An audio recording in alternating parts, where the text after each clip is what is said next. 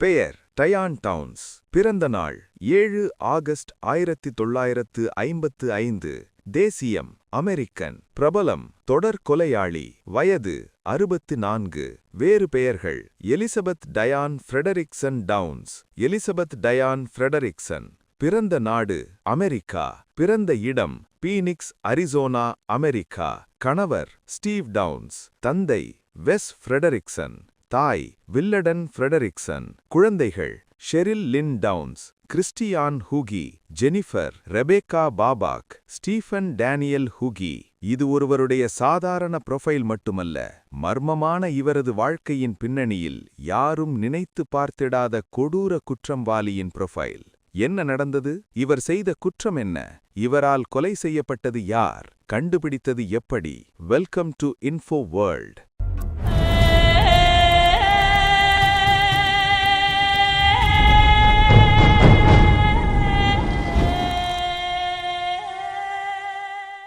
டயான் Downs அமெரிக்காவை சேர்ந்த ஒரு கொலை குற்றவாளியாவார். இவர் 1984ஆம் ஆண்டு முதல் இவர் ஆயுள் தண்டனை அனுபவித்து வருகிறார். அவர் தனது 3 குழந்தைகளை சுட்டுக் கொல்ல முயற்சி செய்தார். ஆனால் அவரது கார் கடத்தப்பட்டதாகவும் அவரது குழந்தைகள் அந்நியரால் சுடப்பட்டதாகவும் ஆரம்பத்தில் கூறப்பட்டது. டவுன்ஸ் ஆரம்பத்திலிருந்தே ஒரு சந்தேகத்திற்குரிய நபராகவே இருந்து வந்தார். அவர் மேல் கொண்ட விசாரணையில் அவர் குழந்தைகளை கொன்றதற்கு வலுவான காரணம் இருப்பது தெரிந்தது. டவுன்ஸ் தனது முன்னாள் காதலனுடன் ஆழ்ந்த காதலில் இருந்தார். அவரது அமைதியான நடத்தை மற்றும் அவர் மேல் ஒரு சாட்சி எழுப்பிய குற்றச்சாட்டு ஆகியவை அவர் மேல் சந்தேகத்தை ஏற்படுத்தியது. அவரது 3 குழந்தைகளில் ஒன்று துப்பாக்கி சூடு நடந்தபோதே இறந்தது. அவர் விசாரணையில் இருந்த சமயத்தில் அவருக்கு 4வது குழந்தை பிறந்தது. அவரது குற்றங்கள் காரணமாக அவருக்கு ஆயுள் தண்டனை வழங்கப்பட்டது. 25 வருட சிறை தண்டனைக்கு பிறகு அவருக்கு பரோல் கிடைத்தது. ஆனால் அதற்கு முன்பு அவருக்கு 2 பரோல் விண்ணப்பங்கள் மறுக்கப்பட்டன. இப்போது 65 வயதான நிலையில் அவர் பரோலுக்கு தகுதி பெற்றார். எலிசபெத் டயான் ஃப்ரெடரிக்சன் என்னும் டயான் டவுன்ஸ் 7 ஆகஸ்ட் 1955 அன்று அமெரிக்காவிலுள்ள அரிசோனா பிராந்தியத்தில் பீனிக்ஸ் நகரில் பிறந்தார். இவரது பெற்றோர்கள் வெஸ்லி லிண்டன் மற்றும் வில்லடே ஃப்ரெடரிக்சன் ஆவார். இவர் குழந்தையாக இருந்தபோதே தனது தந்தையால் துன்புறுத்தப்பட்டதாக கூறப்படுகிறது. அவர் பீனிக்ஸ் நகரிலுள்ள மூன் வேலி உயர்நிலைப் பள்ளியில் பயின்றார். அவர் தனது 14 வயது வரை தனது குடும்பத்தின் பழமைவாதத்தை பின்பற்றினார். அதன் பிறகு அவர் தனது பெயரிலிருந்து எலிசபெத்தை நீக்கினார். டயான் டவுன்ஸ் உயர்நிலைப் பள்ளியில் படித்துக் கொண்டிருந்தபோது அவர் ஸ்டீவ் டவுன்ஸ் என்பவருடன் உறவை உருவாக்கிக் கொண்டார். அவரது பெற்றோர்கள் அதற்கு எதிர்ப்பு தெரிவித்த போதும் அவர் தொடர்ந்து ஸ்டீவுடன் உறவிலிருந்தார். பலவித எதிர்ப்புகள் வந்தபோதிலும் டயான் டவுன்ஸும் ஸ்டீவும் ஒன்றாகவே இருந்தனர். அவர்கள் வீட்டை விட்டு தப்பி ஓடிச் சென்று 13 நவம்பர் 1973 அன்று திருமணம் செய்து கொண்டனர். ஆனால் அவர்களது திருமணத்திற்கு புறம்பான சில விவகாரங்களும் அவர்களுக்கு இருந்த நிதி நெருக்கடியும் அவர்களை கடுமையாக பாதித்தன. இதனால் டயான் திரும்ப பெற்றோரிடம் சென்றார். ஆனால் அவர் கர்ப்பமாக இருந்தார். அவர் 1974ஆம் ஆண்டு தனது முதல் குழந்தையான கிறிஸ்டியானை பெற்றார். அதன் பிறகு அவரது 2வது குழந்தையான ஷெரில் லின் 1976இல் பிறந்தது. அவருக்கு வாசெக்டமி என்னும் கருத்தடைமுறை இருந்தபோதிலும் அவர் 3வது முறையாக கர்ப்பமானார். ஆனால் அந்த குழந்தை கழைக்கப்பட்டது. அதன் பிறகு 1978இல் அவர் அரிசோனாவில் இருந்த மெசாவுக்கு குடிபெயர்ந்தார். அவரும் ஸ்டீவும் ஒரு வீட்டு உற்பத்தி நிறுவனத்தில் வேலை செய்து வந்தனர். அப்போதைய நேரத்தில் டவுன்ஸ் தன்னுடைய சகாக்களுடன் உறவு வைத்திருந்தார். இதன் விளைவாக அவருக்கு 1979இல் ஸ்டீஃபன் டேனியல் டவுன்ஸ் என்னும் குழந்தை பிறந்தது.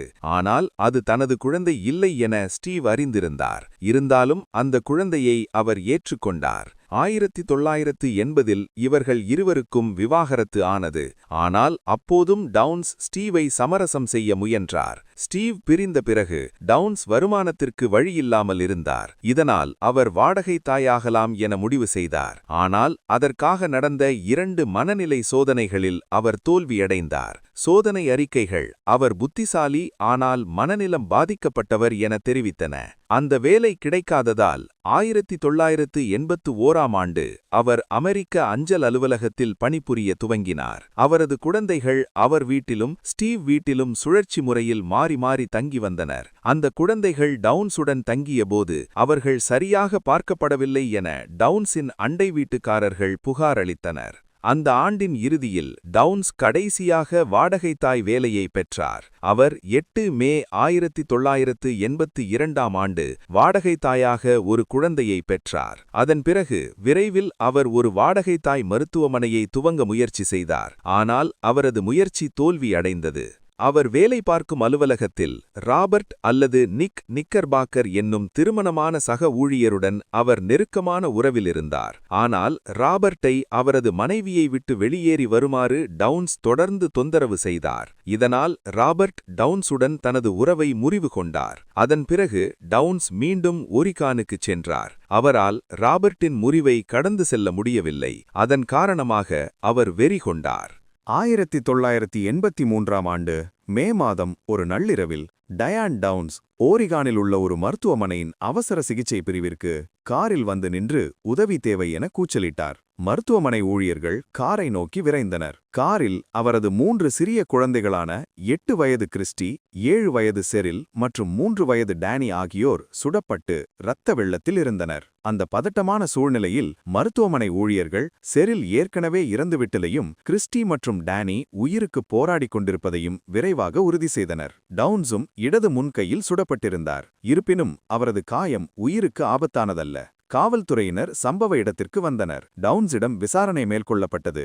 டிடெக்டிவ் டக் வெல்ச் காயமடைந்த டவுன்ஸிடம் என்ன நடந்தது என்று கேட்டபோது, நானும் என் குழந்தைகளும் என் நண்பர் வைத்திருந்த குதிரைகளை பார்க்க சென்றிருந்தோம். இருட்டியதும் வீட்டிற்கு புறப்பட்டோம். செல்லும் வழியில் இயற்கையை ரசிக்க மாற்று பாதையில் சென்றோம். அந்த நேரத்தில் இருட்டிவிட்டது. குழந்தைகளும் காரில் தூங்கிக் கொண்டிருந்தனர். சாலையில் காரை ஓட்டி செல்லும்போது சாலையோரத்தில் ஒருவன் உதவி கேட்பது போல் கைகளை அசைத்தான். நானும் காரை நிறுத்தினேன். அவனிடம் என்ன வேண்டும் என்று கேட்டேன். அதற்கு அவன், உன் கார்தான் வேண்டும் என்று சொன்னான். உடனே நான், நீ கேலி செய்கிறாயா என்று கேட்டேன். அப்போது அவன் என்னை தள்ளிவிட்டு துப்பாக்கியுடன் காரின் உள்ளே நுழைந்து 3 குழந்தைகளையும் சுட ஆரம்பித்தான். பின்பு அவனின் கவனத்தை திசை திருப்ப நான் காரின் சாவியை வீசுவது போல் நடித்ததாகவும் அவன் கவனம் சிதறியதும் அவனை தள்ளிவிட்டு மீண்டும் தனது காருக்குள் ஏறி பலத்த காயமடைந்த தனது குழந்தைகளுடன் மருத்துவமனைக்கு வந்துவிட்டேன் என்று டவுன்ஸ் கூறினார். அந்த திருடனுடன் நடந்த போராட்டத்தின் போதுதான் தனது கையில் துப்பாக்கிச் சூடு பட்டதாக அவர் கூறுகிறார். துப்பாக்கியுடன் ஒரு கொலையாளி வெளியில் சுற்றித் திரியக்கூடும் என்ற அச்சத்தில் காவல்துறை தகவல்களை வெளியிட்டது. ஆனால் டவுன்ஸ் மீதே சந்தேகங்கள் விரைவாக எழத் தொடங்கின. இதுகுறித்து டிடெக்டிவ் வெல்ச் கூறுகையில், நாங்கள் அவரிடம் வாக்குமூலம் பெற்றபோது பல சந்தேகங்கள் எழுந்தன. ஆனால் அவர் எங்களிடம் ஒரு முழுமையான வாக்குமூலத்தை அளிக்க வேண்டும் என்று நாங்கள் விரும்பினோம். ஆனால் பல விஷயங்கள் எந்த அர்த்தமும் இல்லாமல் இருந்தன. இருட்டிய பிறகும் ஏன் சுற்றி பார்க்க செல்ல வேண்டும்? காரில் தூங்கிக் கொண்டிருக்கும் 3 குழந்தைகளுடன் ஒரு தாய் ஏன் ஒரு அந்நியருக்காக அல்லது வேறு யாருக்காகவும் ஏன் காரை நிறுத்த வேண்டும்? அவர் ஏன் கையில் காயமடைந்திருக்கிறார் என பல கேள்விகள் வெல்ச் முன்னிருந்தன. குற்றம் நடந்த இடத்தில் 22 கேலிபர் தோட்டா உரைகளை காவல்துறை கண்டெடுத்தது. அந்த பகுதியில் முழுமையாக தேடியும் கொலை ஆயுதம் கிடைக்கவில்லை. மேலும் குற்றத்திற்கு ஒரே சாட்சியாக இருந்தவர் கிறிஸ்டி டவுன்ஸ் மட்டுமே.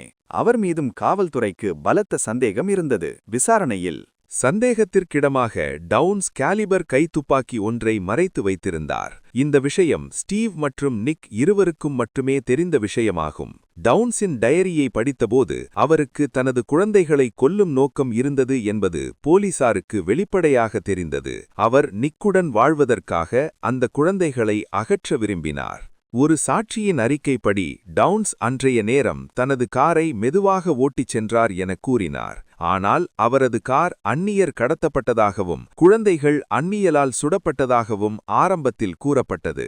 ஆனாலும் டயான் டவுன்ஸ் இவரது குற்றங்களை செய்ததாக மிக முக்கியமான சாட்சியாக உயிர் பிழைத்த அவரது மகள் கிறிஸ்டி இருந்தார். இந்த சம்பவத்தால் குண்டடிபட்டு பாதிக்கப்பட்ட கிறிஸ்டி பக்கவாதம் காரணமாக பல மாதங்கள் பேச முடியாமல் இருந்தார். அவர் பேச்சு வந்தபோது அவர் தனது மனைவியைக் கண்டு அஞ்சுவதாக கூறினார். அதேபோல அவர் மருத்துவமனையில் இருக்கும்போது டயான் டவுன்ஸை பார்க்கும்போதெல்லாம் அச்சத்திற்கான அறிகுறிகளை காணப்பட்டுள்ளார். பிறகு குணமடைந்த கிறிஸ்டி தனது தாயார் டவுன்ஸ் தான் அவர்களை சுட்டுக்கொள்ள முயற்சி செய்தார் என வாக்குமூலம் அளித்தார். டவுன்ஸ் 28 பிப்ரவரி 1984 அன்று கைது செய்யப்பட்டார். மேலும் அவர் மேல் கொலை முயற்சி மற்றும் தாக்குதல் ஆகிய குற்றச்சாட்டுகள் சுமத்தப்பட்டன. 1984 ஜூன் 17 அன்று நடந்த வழக்கில் டவுன்ஸின் அனைத்து குற்றங்களையும் அவரே செய்தார் என நிரூபிக்கப்பட்டது. இதனால் அவருக்கு ஆயுள் தண்டனையும் கூடுதலாக 50 ஆண்டுகள் சிறை தண்டனையும் வழங்கப்பட்டது. அவருக்கு மனநல சோதனை செய்தபோது அவருக்கு மனநல பிரச்சினைகள் இருந்தது தெரிய வந்தது. அந்த வழக்கின் வழக்கறிஞர்களில் ஒருவரான ஃப்ரெட் ஹுகி மற்றும் அவரது மனைவி ஜொவேனா இருவரும் டவுன்ஸிடமிருந்து தப்பிப்பிழைத்த அவரது குழந்தைகளை 1984 தத்தெடுத்தனர். டவுன்ஸ் கைது செய்யப்பட்டபோது கர்ப்பமாக இருந்தார். விசாரணை நடந்த 1 மாதம் கழித்து 1984 அவர் 4வது குழந்தையை பெற்றார். அது பெண் குழந்தை. அதற்கு ஆமி என பெயரிட்டார்.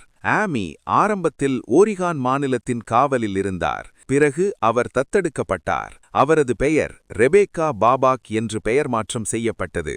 1987 ஜூலை 11 அன்று டவுன்ஸ் ஓரிகான் மகளிர் திருத்த நிறுவனத்திலிருந்து தப்பி சென்றார். மீண்டும் அவர் ஜூலை 21 அன்று ஓரிகானில் உள்ள ஒரு இடத்தில் பிடிக்கப்பட்டார். அதன் பிறகு அவர் கிளின்டன் திருத்த நிறுவனத்தில் பாதுகாவலில் வைக்கப்பட்டார். சிறை தண்டனையிலிருந்து தப்பிக்க முயற்சித்ததற்காக அவருக்கு மேலும் 5 ஆண்டுகள் சிறை தண்டனை வழங்கப்பட்டது. 1987 ஆண்டு வெளிவந்த ஸ்மால் சாக்ரிஃபைஸ் என்னும் புத்தகத்தில் டவுன்ஸ் வாழ்க்கையை ஆசிரியர் ஆன் ரூல் விவரித்தார். இந்த புத்தகத்தை அடிப்படையாகக் கொண்டு 1989 அந்த புத்தகத்தின் பெயரிலேயே தொலைக்காட்சி திரைப்படம் வெளிவந்தது. அதில் நடிகர் ஃபரா ஃபாசெட் என்பவர் டவுன்ஸ் கதாபாத்திரத்தில் நடித்தார். 1994 Downs California department of correction and rehabilitation என்ற இடத்திற்கு மாற்றப்பட்டார். சிறைவாசத்தின் போது அவர் பொது படிப்பில் பட்டம் பெற்றார். 2010 அவர் வேலே ஸ்டேட் பிரிசன் ஃபார் விமன் என்னும் சிறையில் இருந்தார். 25 வருடங்களை சிறையில் கழித்த பின்னர் அவருக்கு பரோல் கிடைத்தது. 2008 அவருக்கான முதல் பரோல் விண்ணப்பத்தின் போது அவர் தான் குற்றமற்றவர் எனவும் ஒரு அந்நியரே தனது குழந்தைகளை கொன்றார் எனவும் கூறினார். 2வது பரோல் விண்ணப்பம் 10 டிசம்பர் 2010 அன்று விண்ணப்பிக்கப்பட்டது. அதுவும் மறுக்கப்பட்டது.